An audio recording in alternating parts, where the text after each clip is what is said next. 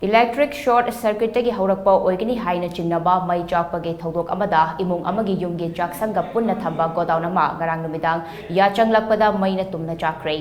meina chaklaba yumado thobal district ke manung chanba khekman wangmataba mayang lekaida leiba thonga munal koba mioi amagini ngarang ya changlakpagi pung manga makhairom tapa matamda yumgi mioi sing amatta yumda leitringai talakta khanghodana mai chakpage thodok adu thokibani hairi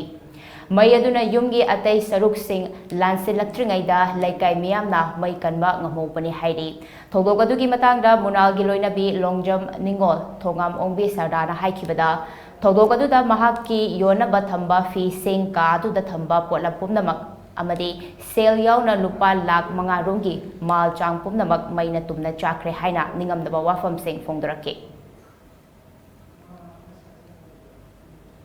Koina sumai tawna phi loba chatpadu da yum sida sum solon sila thamam jareba ko ado thamamaga po electric tagi hoba male ba mai se aduga aigi sida aigi kai kai sum lalon bagi board kari kari mayam thamjai ba sida aduda mai de loi tumna ba saame aisu pung ama makhai gi swaibuk sa charu reba ado halak loi tumna lekai mayam na kallaga